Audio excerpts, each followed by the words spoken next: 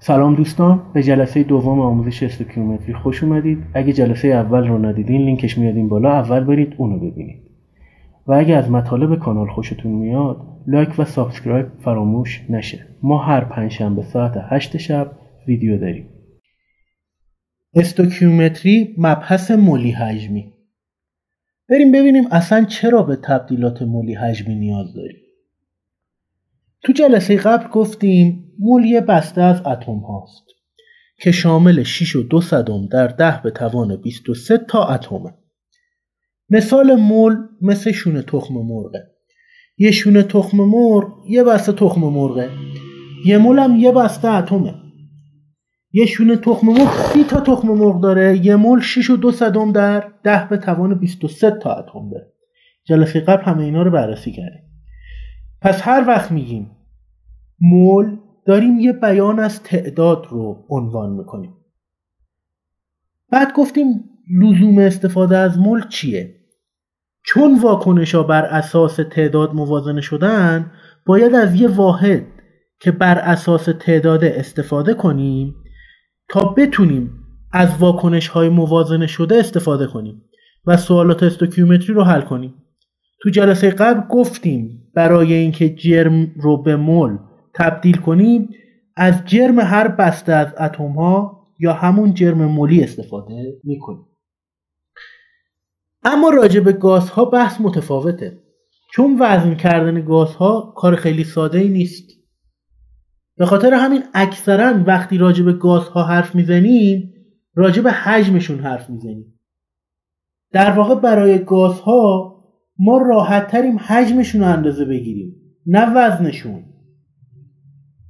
برای همین دانشمندا یه راه حل پیدا کردن که چطور حجم گازا رو به مول تبدیل کنن. یه قانون مهم و یه استاندارد مشکل ما رو حل کرد. قانون مهم چیه؟ یه مول از هر گازی در شرایط یکسان حجم ثابتی داره. شرایط یکسان یعنی دما و فشار یکسان. یعنی شما چه هیدروژن داشته باشی، چه گاز آمونیاک، چه گاز کلور، چه گاز اکسیژن یا هر گاز دیگه که گاز باشه، فقط تو دما و فشار یکسان هر مولش یه حجم مشخص داره. برای اینکه بتونیم یکسان صحبت کنیم و هرج و مرج پیش نیاد، هر کسی شرایط دلخواه خودش رو ملاک قرار نده، اومدن یه شرایط استاندارد تعیین کردن. به این شرایط استاندارد گفتن شرایط STP، یعنی استاندارد تمپرچر اند پرشر. تمپرچر دما، پرشر فشار. استاندارد هم که استاندارد میدونید. دمای استاندارد رو 0 درجه سلسیوس گرفتن، فشار استاندارد رو 1 اتمسفر. این قانون کردن و توافق کردن و پذیرفتن که شرایط استاندارد این در نظر بگیرن. بعد اومدن اندازه گرفتن ببینن هر یه مول گاز تو این شرایط چه حجمی داره. دیدن یه مول از هر گازی که میخواد باشه، فرقی نمیکنه چه گازی، یه مول از هر گازی تو شرایط استاندارد 22.4 لیتر حجم داره. وقتی اینو بفهمیم به راحتی میتونیم حجم به مول تبدیل کنیم، مول هم به حجم تبدیل کنیم. حتی راحت تر از تبدیل جرم به مول، چون اونجا برای هر ماده جرم مولی متفاوته، ولی اینجا برای تمام گازها حجم مولی یا همون حجم یه مولشون یکسانه، یه عدد مشخصه، 22.4 لیتر. خب حالا بریم مثال حل کنیم.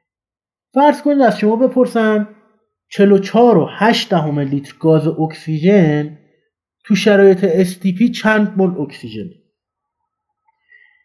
خب یادمون باشه هر بسته گاز در شرایط استاندارد 22.4 لیتر حجم داره. هر بسته یعنی هر مول دیگه. یعنی چی؟ یعنی هر 22.4 لیتر گاز در شرایط استاندارد یه مول. اینه سر لوحه کار قرار بدیم ببینیم سوال چطور حل میشه. 44.8 لیتر حجم اکسیژن که ما داریم. حجم هر بسته اکسیژن، هر مول بسته اتم ها موله. حجم هر مول اکسیژن چقدره؟ 22.4. چند بسته اکسیژن داریم؟ 44.8 تقسیم بر 22.4 میشه 2 مول یا 2 بسته اکسیژن. برعکس بگن 3 مول گاز متان در شرایط SDP چند لیتره؟ خیلی ساده بخوام سوال رو بگم یعنی 3 بسته گاز در شرایط SDP چند لیتر حجم داره؟ میدونیم حجم هر مول گاز تو شرایط SDP 22.4 لیتر. حالا 3 مول یا همون 3 بسته ضرب در حجم هر بسته به دست میاد دیگه. 3 ضرب در 22.4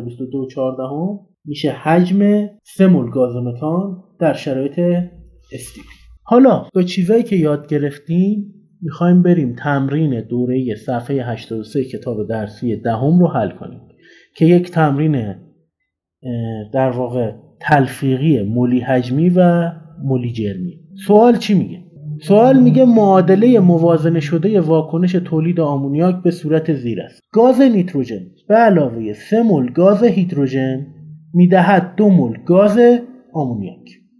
این سوال یه قسمت آ داره که مربوط میشه به تبدیلات مولی جرمی که جلسه قبل بررسی کردیم. یه قسمت ب داره که مربوط میشه به تبدیلات مولی حجمی که تو همین جلسه یاد گرفتیم. بریم قسمت آ رو حل کنیم. برای تهیه 42.5 کیلوگرم آمونیاک به چند مول گاز هیدروژن نیازه؟ جرم مولی آمونیاک 17 گرم بر مول. قدم اول حل سوالات استوکیومتری گفتیم نوشتن واکنش موازنه شده است. خب اینجا واکنش موازنه شده رو خود سوال داده. بعد باید معلومات سوال رو بیایم زیرش بنویسیم.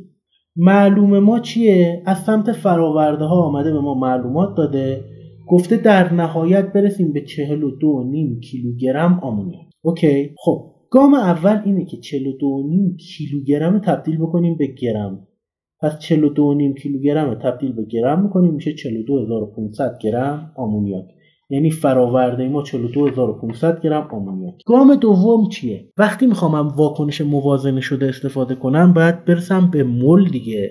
پس گرم آمونیاک به درد من نمیخوره. باید بیام برسم به مول آمونیاک.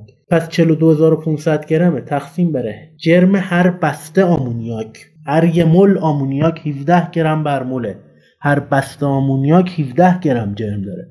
پس 42500 گرم تقسیم بر جرم هر بسته آمونیاک 17 گرم بر مول میکنم و 2500 مول آمونیاک به دست. 2500 مول در واقع یک بیان تعدادی میشه از واکنش موازنه شده که بر اساس تعداده استفاده کرد. حالا میتونیم بگیم چند مول هیدروژن لازمه که اینقدر آمونیاک تولید بشه. از نسبت‌های معادله موازنه شده استفاده میکنیم. خب چجوری از نسبت‌ها استفاده کنم؟ یه راه ساده بهتون میگم، هیچ وقت قاطی نکنید. همیشه مولی که داریم رو تقسیم بر ضریب خودش میکنیم ضرب در ضریب چیزی که میخوایم بهش برسیم. مول چیه داریم؟ مول آمونیاک. 2500 تقسیم بر ضریب خود آمونیاک که 2 میکنیم ضرب در ضریب هیدروژن که 3 میکنیم 3750 مول هیدروژن لازمه تا اینقدر آمونیاک تولید. بخش B سوال چی میگه؟ برای تولید 3360 لیتر آمونیاک در شرایط SDP چند گرم گاز هیدروژن و چند گرم گاز نیتروژن نیازه؟ برای تولید 3360 لیتر آمونیاک در شرایط SDP چند گرم گاز هیدروژن و چند گرم گاز نیتروژن نیازه؟ داده سوال چیه؟ لیتره، حجمه. باید برسیم به مول، ولی این دفعه به جای اینکه از جرم برسیم میخوایم از حجم برسیم به مول. خب گفته 3360 لیتر. هر چند لیتر گاز یه موله. ما میدونیم تو شرایط SDP هر 22.4 لیتر گاز یه موله، یه بسته است. پس 3360 تقسیم بر 22.4 میکنیم و مول آمونیاکمون به دست میاد. یعنی میرسیم به 150 مول یا 150 بسته آمونیاک. خب باز دوباره رسیدیم به یه چیزی که از جنس تعداده. خیلی راحت میتونیم بریم از موازنه استفاده کنیم و بگیم از هر کدوم از اون گازها چند مول نیاز داره. خیلی راحت میتونیم بگیم نصف این مقدار آمونیاک نیتروژن لازم داره، 1.5 برابر یا 3/2 هیدروژن.